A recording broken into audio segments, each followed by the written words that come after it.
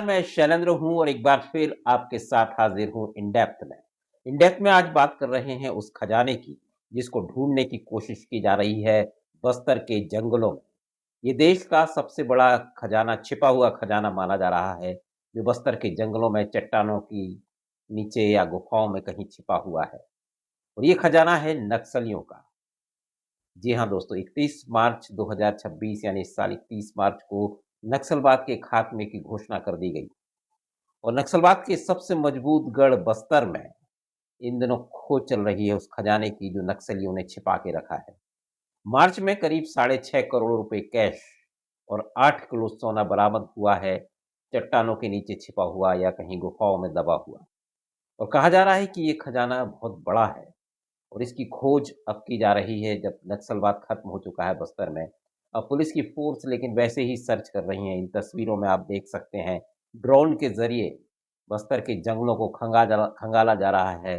सुरक्षा बल पैदल, मेटल डिटेक्टर के ज़रिए जंगलों में घूम-घूम कर खजाने की खोज कर रहा है। कहा जा रहा है कि यहाँ बड़ी संख्या में सोना और कैश हो सकता है। ये नक्सली जो आत्मसमर्पित नक्सली है, सरेंडर नक्सली हैं, उनकी सूचनाओं पर ये खोज की जा रही है। हालाँकि अभी इसमें बहुत बड़ी सफलता नहीं मिली है। मार्च महीने में 6.5 करोड़ रुपए और 8 किलो सोना करीब जब्त हो चुका है और 200 हथियार करीब जब्त हो चुके हैं। लेकिन उसके बाद ये सर्चिंग लगातार चल रही है। पुलिस या सुरक्षा बलों का अनुमान है कि ये बहुत बड़ी संख्या में कई किलो सोना और कैश अभी भी बस्तर के जंगलों में दबा हो सकता है, जो नक्सली छोड़ आए हैं, जो आत्मसमर्पित नक्सली हैं या जो नक्सली इधर-उधर गए या जो मारे गए, उन्होंने छिपा रखा था। तो ये बस्तर के जंगलों में देखिए कि किस तरह से ड्रोन, मेटल डिटेक्टर और पैदल बस जो टुकड़ियाँ हैं सुरक्षा बलों की, वो पुलिस की टुकड़ियाँ जो हैं वो खोज कर रही हैं। दिन-रात ये खोज चल रही है और ये कहीं डर है कि गलत हाथों में ये खजाना ना चला जाए। पुलिस को डर है कि ये कहीं ऐसे लोग इसको ना कब्ज़ा कर लें या ढूँढ निकालें, जो इसके अधिकारी नहीं हैं। तो सरकार पूरी कोशिश कर रही है कि ये खजाना जल्दी से जल्दी सारा खजाना खोज लिया जाए और जो आत्मसमर्पित नक्सली हैं, लीडिंग जो नेतृत्व करता थे नक्सलियों को, उनसे पूछताछ में जो जगह बताई जा रही हैं, वहाँ जाकर ये खोज की जा रही है। अब सवाल उठता है कि आखिर ये खजाना आया कहाँ से नक्सलियों के पास? आखिर वो इतना गोल्ड और इतना कैश क्यों अपने पास रखते थे? आखिर क्या वजह थी कि ये गुफ़ाओं में रखा जाता था या चट्टानों के नीचे दबा के पॉलीथीन में दबा के रखा जाता था? हथियार भी ऐसे ही रखे जाते थे, इसकी वजह क्या है? दरअसल ये 2016 में जब डिमोनेटाइज़ेशन हुआ, नोटबंदी हुई, तब से ये नक्सलियों ने रणनीति अपना रखी थी कि कभी भी सरकार नोटबंदी कर सकती है, क्योंकि 2016 में 8 नवंबर 2016 को जब देश में नोटबंदी हुई थी, नक्सलियों का काफ़ी पैसा बर्बाद हो गया था, क्योंकि फिर वो उसको एक्सचेंज नहीं करा पाए थे, उनके पास कोई रिकॉर्ड नहीं था, तो वो पैसा खराब हो गया था, करोड़ों का नुकसान नक्सलियों को हुआ था और उनका आर्थिक कमर जो थी वो टूट टूट गई थी। और सरकार का नोटबंदी का एक मकसद ये भी था कि आतंकी संगठन हो, चाहे नक्सली संगठन हो, उनके जो 2 नंबर का पैसा है, वो कहीं न कहीं बर्बाद हो और ये हुआ भी बस्तर में। तो उसके बाद से 2016 के बाद से नक्सलियों ने रणनीति बदली और वो बहुत सारा सोना खरीद लेते थे कैश पैसे का और उसको छिपा कर रखते थे और जब ज़रूरत होती थी तो बाज़ार में सोना आसानी से बिक जाता था, इसलिए वो बड़ी संख्या में सोना रखने लगे और इसकी बहुत बड़ी संख्या है।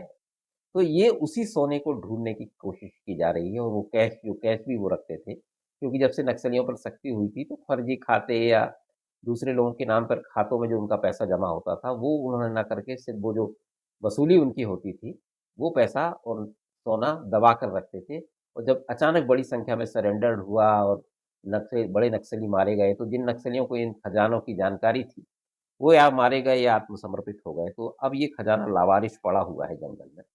उसी को खोजने की कोशिश की जा रही थी। तो नक्स अब सवाल ये उठता है कि आखिर नक्सली कैसे इतना बड़ा खजाना बनाने में कामयाब हुए? आखिर वो क्या सोर्सेज़ थे, जिसके ज़रिए नक्सलियों ने इतना पैसा और इतना सोना बनाया? तो हम इस नक्सलियों के पूरे अर्थतंत्र को या उनकी इकोनॉमी को या उनके जो सोर्सेज़ थे पैसों के, उसको समझने की कोशिश करें, तो इसमें 3 रिपोर्ट हमारी सामने आती है कि कितना पैसा उनके पास आता था।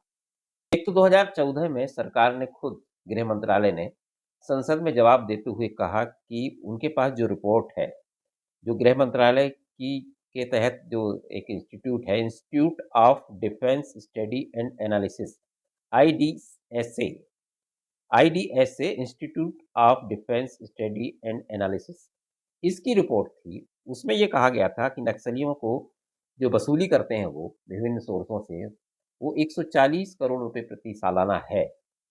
ये एक ऑथेंटिक रिपोर्ट थी जो संसद में सरकार ने दी। उसके बाद दूसरी रिपोर्ट है जो 2010 में करीब आई थी, ये खुफिया रिपोर्ट थी। ये कुछ अधिकारी, पुलिस अधिकारी के अनुमान के मुताबिक, पुलिस अधिकारियों के और लोकल सोर्सेज़ के अनुमान के मुताबिक थी। इसमें बताया गया था कि 1500 से 2000 करोड़ रुपए सालाना नक्सली वसूलते हैं बस्तर में।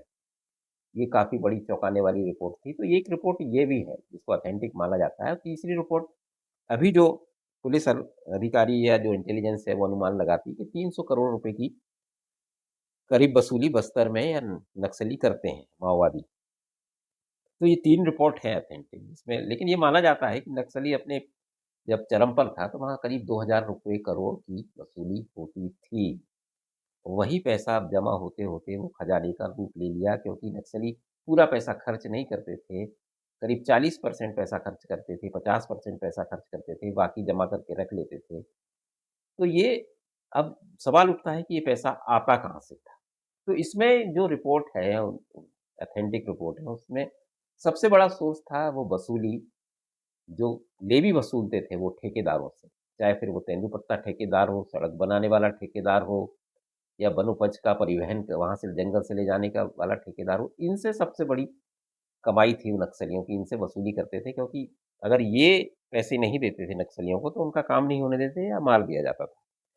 तो न ठेकेदार और जो भी हैं, सड़क ठेकेदार, तेंदुपत्ता ठेकेदार और माइंस खनिज खनिज के वहाँ बड़ी संख्या में, तो उसका काम करने वाले ठेकेदार, तो ये सबसे बड़ी लेवी वो थी।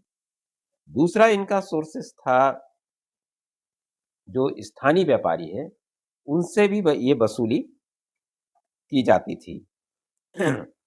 तो ये ये सबसे बड़े सोर्सेस थे, और फिर कुछ फॉरेन फंडिंग की बात होती है या चंदे की बात होती है जो नक्सलियों को मिलता था। तो ये 3-4 सोर्स जो हैं, वो प्रमुख तौर पर नक्सलियों के थे, और उससे ही उन्होंने पैसा बनाया।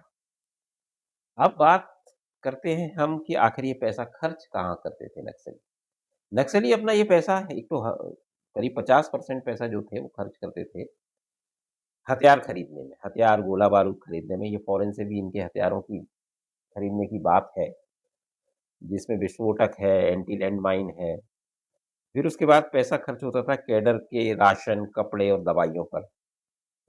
उसके बाद पैसा खर्च होता था प्रचार-प्रसार पर, अपने तंत्र को बढ़ाने के लिए, और संगठन पर ये पैसा खर्च किया जाता था। तो 4-5 इस तरह के उनके खर्चे थे।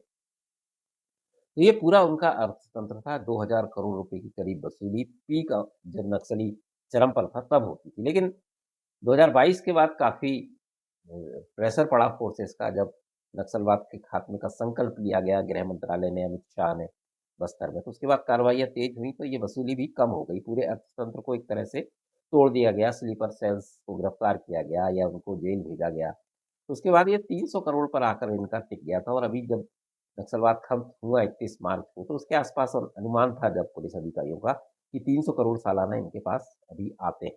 तो ये सारा पैसा कहीं छिपा कर रखा नक्सलियों ने जंगलों में, जगह-जगह पे। अबूझमाड़ के जंगल हों, सुकमा के आसपास के जंगल हों, चाहे बीजापुर के आसपास के जंगल हों। तो वहाँ पर अब ये देखिए आप दृश्य, अगर आप देखें, मैं जो दिखाने की कोशिश कर रहा हूँ, किस तरह से ढूँढा जा रहा है इस खजाने को। मेटल डिटेक्टर के ज़रिए और ड्रोन के ज़रिए, तरह-तरह की तकनीकों का इस्तेमाल कर कर, और सुरक्षा बल इनको जल्दी से जल्दी ढूँढ लेना चाहते हैं ताकि ये गलत हाथों में ना पड़ जाए। और अनुमान है कि ये सबसे बड़ा खजाना है भारत में दबा हुआ। अभी तक जितने खजाने मिले हैं भारत में, इतिहास से लेके अभी तक, ये सबसे बड़ी रकम और सबसे बड़ा सोना है। तो ये देश का अब तक का सबसे बड़ा खजाना है, जिसमें से कुछ मिल गया है, कुछ की खोज चल रही है। और ये काफ़ी इंटरेस्टिंग है।